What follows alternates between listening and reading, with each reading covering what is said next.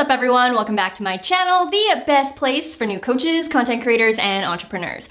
In today's video, I want to walk through what I would do if I lost it all. If I was flat out broke, what are the exact steps that I would do to make income back in 30 days? And I know previously on my channel, I've posted a few videos about income, giving you guys insights on how much we make in our business. And I figured that for this video specifically, I would really peel back the layers of the onion and really stick to the basics of what to do if you're literally starting from zero. So if you're interested in learning the steps that I would take, the moves that I would make, and the strategies that I would implement, then this video is perfect for you and you should keep watching. So let's get right into it.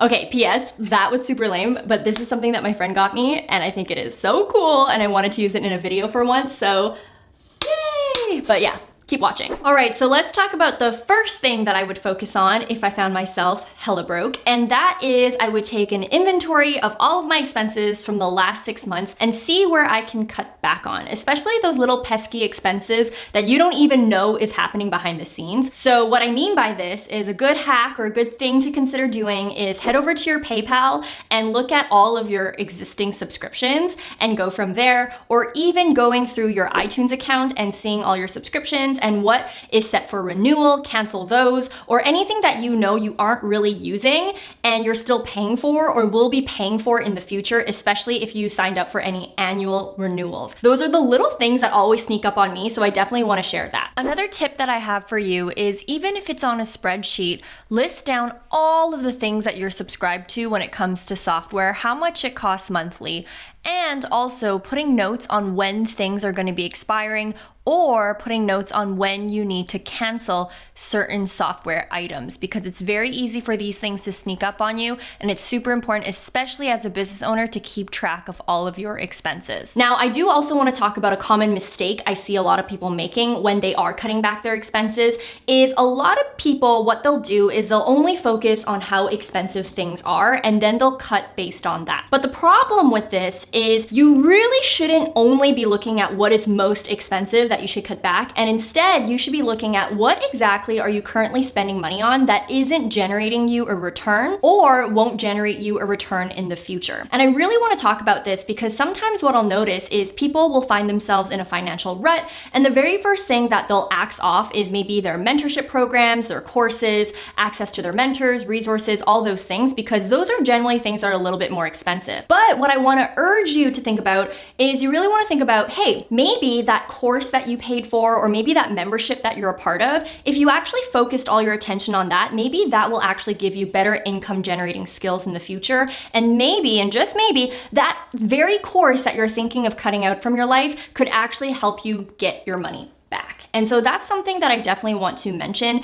because I notice a lot of people, when they are in that financial rut and when they're strapped for cash, they'll literally remove the things that actually are there to help them produce them income. And so you definitely want to consider that when you're looking through your books, when you're looking through all of your line items. So in my case, the things that won't generate me more revenue would probably be more clothes. I don't need more of that to make me money. Food and eating out, I can make food on my own. That's totally fine. It's not going to affect the income that I earn. Versus maybe a library card membership, or maybe the program that you invested in, or maybe the software that's actually saving you time. Maybe those things you might want to think twice before cutting back, because those are the very things that actually might be able to produce you income in the future. Or even your VA or your team members. Those things generally, even in our business, are the biggest line items. But remember, those things could actually be giving you your time back, in which case you can generate more revenue using that time that you earned back. And so that's just definitely something I want to mention before you start axing all the expensive things from your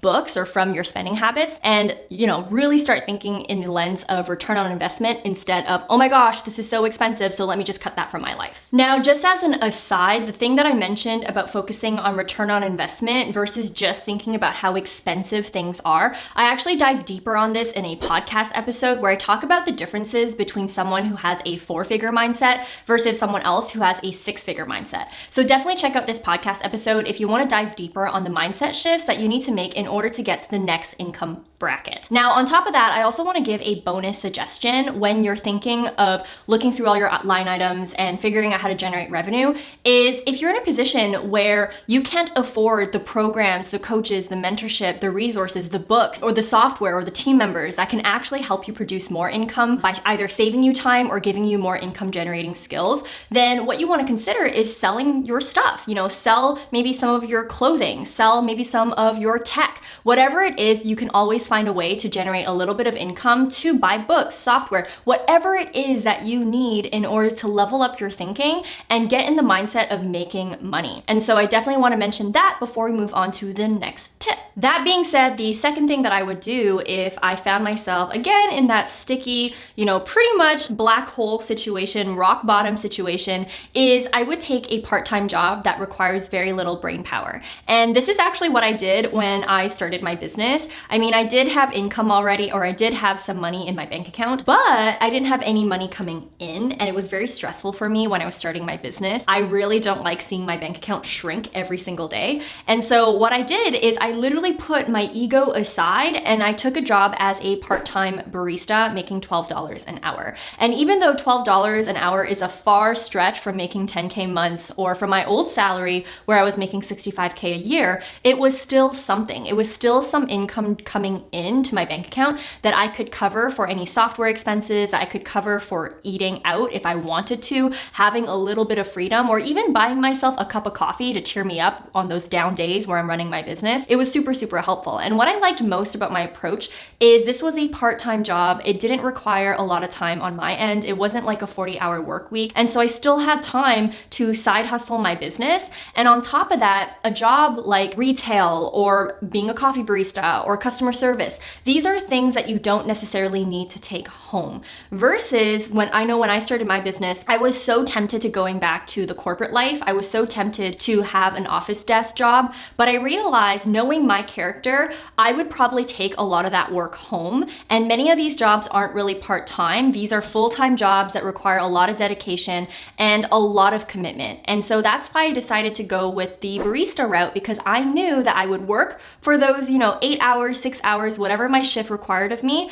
And then I would go home, and nothing that I would do at work would actually affect how I would run my business, how I would spend my own time offline, or my own time aside from working at that coffee shop. And I found it to be really useful in protecting my energy financially and making sure that, okay, even though I'm not producing income right now in my business, at least I'm producing some income, even if it's $500 a month from my job working as a coffee barista. So if you do find yourself in a situation, you definitely want to consider maybe taking a really easy, chill, part-time job, putting your ego aside and just doing the damn thing, because it can really speak volumes to you feeling comfortable in running your business and not going into debt running your business as well. It's definitely not an energy or a vibe that you want to sit in for too long. And so definitely consider that if you do find yourself in a financial rut. On top of that, I also want to mention that you also kind of want to treat your part-time job or whatever job that you're doing right now as you're doing your business as an angel investor to your actual business that you want to grow and go full-time in the future. I'm pretty sure that every single dime that I made working at that coffee shop, a good majority of it was reinvested back into my business.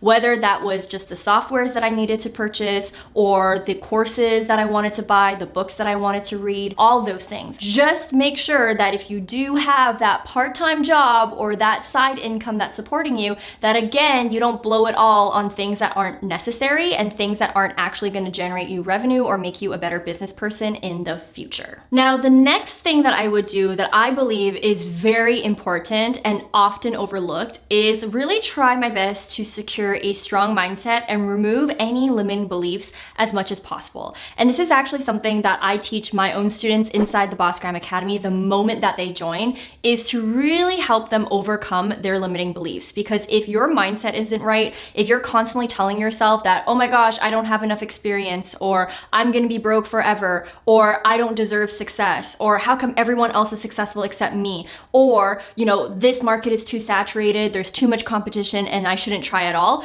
Those are things that are gonna totally sabotage any trajectory that you plan on making in building your business and making money. If you don't have your money mindset right, if you don't have your confidence packed down, then you're gonna be in deep doo-doo. It's gonna be really hard for you to actually execute any strategies that you learn. It's gonna be really hard for you to listen to podcasts and actually feel the message that you're getting and implementing it right away. These are really foundational blocks that prevent anyone from being successful. And so I really want to share just a really quick practice that I learned to do and that I also teach in my program. And that is just the power of objectivity. Whenever you have a limiting belief, write it down. So for instance, write down the fact that you believe that the market is saturated, okay? And then right underneath that limiting belief, really argue with it and ask yourself why that's not true, right? So if your limiting belief is, I believe that the market is way too saturated and nobody would ever buy my products and services, then write down why that's not true. So for example, there are so many YouTubers that started YouTube last year that have gotten their 100K play button or that have monetized successfully. So that's why it's not true that the market is too saturated, because there's proof that other people are successful even though they started in the recent year. Or it's not true because there are so many people out there in the world that are less qualified than you actually making more money than you're making, and the only reason why you're not doing the same is due to this limiting belief. So funny enough, I actually had the exact same limiting belief when I started my business, and I want to show you a real example of how I argued my way out of that limiting belief. So my limiting belief, very similar to the example I just said, is it's competitive in this coaching space. I'm not going to stand out from all the other life and business coaches. And why it's not true, and I argued with myself about it, is it's not true because not many people in my network even know about other coaches. So within my current audience that I'm trying to attract, I would be the first one that they've ever heard of, or there's a good chance that I would be the first one. And also, I only know that the industry is saturated because I'm in the industry, because I'm following other coaches and following my competitors and following everyone that I look up to. For people who find me through my Instagram, podcast, or YouTube, I might be the only coach that they've ever known of, because even for me a year ago, I had no idea what this coaching space was. Another thing that I said was I have more resources on my side than most coaches who start out. I already have a good social media platform. I have a business degree. I have solid marketing experience. I write good copy. I have great public speaking skills, and I am good at telling stories. The only thing preventing me from getting to the next level is me. And then finally, if I have this belief that the marketplace is too saturated, then I've already given up before even starting. And so that's just an example of an exercise that I did with a limiting belief that I know a lot of you guys might be facing. And so I highly recommend to get over yourself is to do the same exercise that I teach my own students in my program, because I assure you that this exercise is probably one of my students' favorite exercise. It's so simple, it's so easy, and it just makes you feel so much better knowing that all the stories that you have in your head, all the limiting beliefs that you're storing inside are only preventing you from moving forward. And if you actually exercise the power of objectivity, you step outside of your own mind and you argue those limiting beliefs as if you were a lawyer or as if you were a friend or as if you were someone who's just looking at it with a third person perspective, then you would be shocked by why your limiting beliefs really aren't true and are only stopping you from moving forward in your journey. Now, of course, when it comes to business, there are a million and one other limiting beliefs. And so I highly recommend, if you haven't already, to check out this complimentary training that I have at www.followerstoclients.com. Inside, I also go over the top limiting beliefs that prevent a lot of people from starting and launching their coaching businesses. So you definitely want to check that out. On top of that, there are also 3 trainings that I share inside this training. So it's definitely packed of value, and you will walk away with actionable strategies that you can implement right away in your business. So again, the link is in the description box and in the comment section below if you are interested in checking that training out. Now, once I've really overcome a few of my major limiting beliefs, and of course they might creep back now and again, but the moment that I feel a little bit more confident and I'm like, wow, I can do this, and I put myself in that energy and in that state, the next thing that I would do is I would take an inventory of all of my strengths and start thinking about what skill I want to monetize. And I know that for some of you, and even myself, it's really hard to admit about the things that we're good at, or it's even hard to have awareness on the things that we're good at, because we feel like, you know, this stuff is normal, this stuff comes natural, and I shouldn't charge for it, or I'm not really that good at it, this is common sense. But the thing that you have to realize is it's common sense to you and it comes naturally to you because you are good at it. I can guarantee that there are a million and one people who find it hard to speak in front of a camera, or who find it hard to do public speaking, who find it hard to do graphic design, who find it hard to have really nice hand lettering, who find it hard to take nice photos. You know, there are so many people people who don't have the same strengths that you do, but it's really hard for us to see that because for us, those things just come naturally. And so instead of just putting an inventory and you writing down all of your own strengths, what I would recommend, and this is actually something that I did when I was trying to figure out my business idea and what to do, is ask your friends, ask your family, ask your old coworkers, ask your old managers or current managers to help you with this exercise, to help you by telling you what they think your strengths are, by telling you what they think you excel at, by telling you what they think you are really, really, really good at. And so by doing that, you can really see objectively, whoa, this is what other people think of me. And I know for me, when I did this exercise, there were a lot of things that my friends said that I didn't even see about myself until they said it. And that's when I started to kind of have that growing confidence that, whoa, I'm actually good at a couple things that other people aren't. And that really led me down this path of starting my YouTube channel, of sharing the topics that I'm sharing today, of monetizing it in the way that I have, because I'm capitalizing on my strengths. It's amazing when you start building a business that's surrounded around your zone of genius. And that's really how you can unlock a career path where things don't feel that hard and things don't always feel like work. Now, obviously, there are going to be times in your career, in your job, even though it is your passion, even though it is things that are coming easy to you, there are still going to be roadblocks. There are still going to be things that annoy the heck out of you. There are going to be days that you hate what you do. But overall, when you do really hone in on your strengths and you create a business around it, it can really do wonders in helping you unlock amazing revenue streams to you in an easy way. And so definitely, if you guys haven't already, I highly recommend just asking your friends, your family, old coworkers, current coworkers, managers, anyone who's ever worked with you on what they believe your strengths are. And I guarantee it's going to open a huge window of possibilities of different things that you can monetize and or things that you can double down on in your business. Speaking of which, we talked about opening up another income portal for yourself based on the skills that you're good at.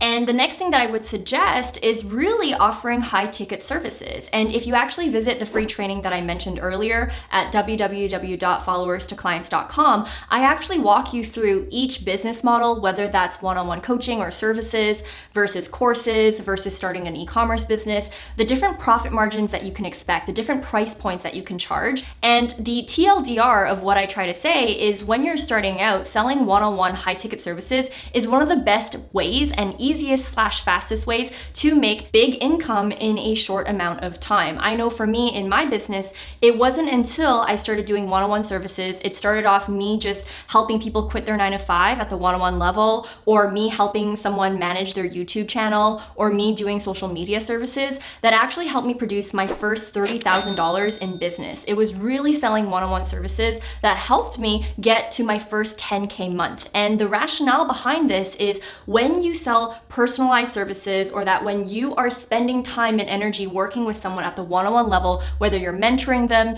freelancing, doing work for them, or helping them and consulting them, you can charge higher prices. A lot of one-on-one services, they can start off at $2,000 per 3 months of work. And when you have 5 clients at $2,000, that's already $10,000 that you're earning for yourself. And on top of that, when you're doing one-on-one services, you don't have to pay that much to get started. You don't have a lot of inventory fees. You have 0 inventory fees, unlike an e-commerce business. You don't have to pay for a lot of memberships to make it happen. So for instance, if you sell courses, sometimes you'll have to pay for Teachable, Kajabi, Thinkific, whatever else, or maybe even a VA to help you run that course, whatever it is, versus when you do one-on-one services, really the only thing I remember me paying for is like a calendar booking system, which is like $15 a month, and Zoom. And at this point, because of the global pandemic that happened, pretty much everyone has Zoom at this point. And so the startup costs are really, really low. And so for me, if I found myself in a situation like I did a year and a half ago where I was broke, or I felt like I was at rock bottom and I was trying to start this business, I would definitely do the same thing that I did a year and a half ago and launch one-on-one services. So again, if you want the whole roadmap on how I did that and my recommendation to you and some trainings on how to get started, visit www www.followerstoclients.com because that is a full 90-minute training where I talk about it more in depth. And so for me, if I found myself not only rock bottom in my finances, if I also found myself in a position where I lost all of my audience members, I don't have a big YouTube channel anymore, or I don't have a huge Instagram following, I would definitely go back to selling one-on-one services, because at that point, it's not so much focused on volume. So you don't need that many followers, you don't need that many subscribers, you don't need that much traffic. And instead, I would focus on selling high ticket services or high ticket offerings in order to help me make those 10K months or even 5K months to get my business up and running again. Now, at this point, you might be wondering, okay, thanks, Vanessa, I got it. Build a business around my strengths, check. Sell high ticket services, check. Focus on high premium services versus volume, check. Okay, all these things are great, but how exactly do I find these clients? And so the next thing that I would recommend is searching on Facebook groups. And I know for me, I love Instagram. I have a whole program around Instagram. It's called Boss Graham Academy. And I love YouTube. I have a YouTube channel. I love TikTok. I love LinkedIn. I love Pinterest, all of these different platforms that can also help you get clients. But if I was in a time crunch and we're talking about 30 days or less and I need to make my money back, I would go straight into Facebook groups. And the reason why is because when you search in a search engine, and let's do it together, if I, let's say, want to offer services around the health space and all of that, or maybe I'm a fitness coach or something, or personal trainer, I can go on Facebook, search the word health or whatever keywords that you associate your services with. I'll filter through the groups and I'll find all of these groups that already have my ideal clients, right? Whether that is entrepreneurs in health, or people who are moms that want to get healthy, or just general health groups. I would join these groups and I would do two things. Number one, I would offer value in these groups. I would answer people's questions. I would post my own content in these groups to give value to other people. In that way, I'm able to build authority and also make a name for myself and be the go-to of that group. And the second thing that I would do is I would be a fly on the wall and observe the questions that people are asking. Because when you join these groups, a lot of people go there for support. A lot of people are posting all the questions that they have, or feedback that they have, or anything that they're going through. And that serves as powerful market research for you to improve your own products and services. And especially if you're starting from zero and you don't know what to offer, well, heck, these groups are literally telling you all the problems that they're having in which your service could solve, in which you could provide a solution later on with your paid products and services. And so that's why personally for me, I would just zone in on those Facebook groups, especially if I'm in a time crunch, because your ideal clients are already in that group. And because these Facebook group communities are closed, a lot of the engagement is much higher. You're gonna get someone who's gonna pay attention, versus on YouTube, Instagram, and everywhere else. It takes a lot of time to cultivate an audience. It takes a lot of time to filter through people who are actually serious. It takes a lot of time to build that engagement. And so again, if I was strapped for time and I only had 30 days to make my money back, I would check out Facebook groups. And that's what I would recommend to you if you're hitting rock bottom, just like how I was a year and a half ago. I definitely started with Facebook groups first, and then I worked my way up as I was building my Instagram, as I was building my YouTube channel. And today I have all these platforms. But again, would definitely start with the Facebook groups. Now, when it comes to converting the people that you see on the Facebook groups into becoming your clients, what I would do is I would offer a lot of complimentary value up front, and then creating that environment where people see a need for my services that I end up monetizing. So this is actually something that we teach way more in depth in our paid program, the Boss Graham Academy, where we go over strategy calls and all those things. But what I would do if I were you and I was in that position is I would offer complimentary 30-minute assessments or audits. So let's say if I am a fitness coach, I would maybe offer a free 30-minute gut check, or a free 30-minute assessment on their eating habits, or whatever it is. And through there, I'm delivering a lot of value. I'm showing people the opportunities that they might be missing in their health goals. And through that call, they are going to be able to understand and see the gap between where they are and where they want to be. And so these calls really serve four purposes. The first one is to deliver massive value. So regardless if that person decides, hey, maybe now's not the right time, you're not the perfect service provider for me, at minimum, they're walking away with massive clarity on the next steps that they could take in their health, wealth, business, marriage, relationships, doesn't matter what your niche is, right? The second thing is to make someone a little bit more problem aware. And this is actually something that is within Eugene Schwartz's 5 level of awareness. This is something that you could easily Google online and learn more about. But a big mistake that I see a lot of people make, specifically coaches and consultants and everyone in this space, is they'll do these calls. These calls are things that a lot of people know about, these 30-minute assessments, these 30-minute audits. But the mistake that they make is right away they're offering free coaching, they're offering free advice, and they are already assuming that they know what the problem is and that they are going to give away all of the solutions, which technically would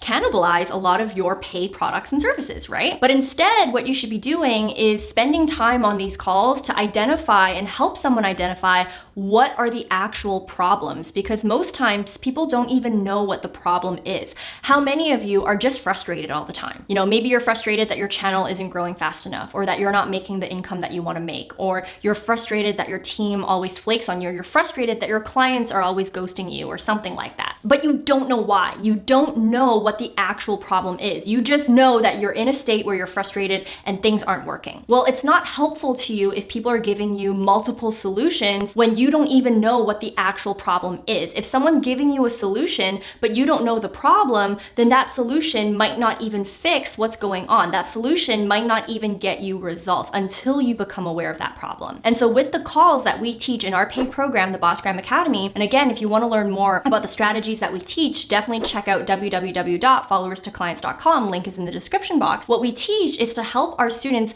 really help their prospects to become way more problem aware. So now when they introduce the solution, which would be their paid products and services, it makes a lot more sense for the prospect, and it's truly a customized solution that can get someone results. And through these calls, we've had students sign their first paid clients really, really quickly, because now they're doing these calls right, and we're making sure our students aren't already giving free coaching, already giving away free services without actually making their prospects a little bit more problem aware. Now, like I said, as you go down Eugene Schwartz 5 levels of awareness, once that person becomes more problem aware, now they are open to receiving the solution. And that solution would be your pitch. That solution would be where you would introduce your paid freelancing, or your paid coaching program, or your paid course, or whatever that looks like for you and whatever you decide to monetize. Now, of course, afterwards, once you present the solution, now that person can then become product aware. Now they're aware that you have a product and service. That's where the call will transition to inquiring about prices, payment options, what is included in your packages, what they're going to get with their investment, all those things. And then lastly, they become most aware. Once they become a client or a student or a customer or whatever else, now they've experienced your service. Now they've experienced your product. And because they're most aware, now it's going to increase the chances of referrals. It's going to increase the chances of word of mouth, of them sharing your services, giving you a testimonial, you sharing testimonials, and that's how you can get more clients into your pipeline. And this is exactly how I was able to really multiply my client pool as I was working with more clients, as people became most aware of my services through walking them through the 5 stages of awareness. So I definitely want to share that with you. And like I said, this is something that we teach inside the Bossgram Academy. We give you the scripts, the strategies, the templates, how to overcome objections, all those things. But for now, I just want to at least share with you Eugene Schwartz's framework on the 5 levels of awareness, because that's free and available on Google. And once you understand how the mind works, it's going to be a lot easier for you to position your products and services, present them, and also close the sale. And so for me, that's what I would do, and that's what I did in order to get my first few clients, and how I was able to repeat that and get more clients through word of mouth and testimonials. Now, so far in this video, I really walked you through the key steps that I would take in order on what I would do if I lost it all, or I had to start all over, or really just the blueprint of how I got started a year and a half ago. And so while you wait for next week's video, you definitely want to check out these 2 videos that I have here as well. I post a lot of content on entrepreneurship, marketing, social media, coaching, and all the likes of that. So definitely check out these 2 videos as well. Not only this, make sure you check out the free training if you haven't already. The link is in the description box below. As always, guys, I appreciate you. I hope you guys have a good day, a good week, and a good life, and I'll see you in the next one. Bye, guys.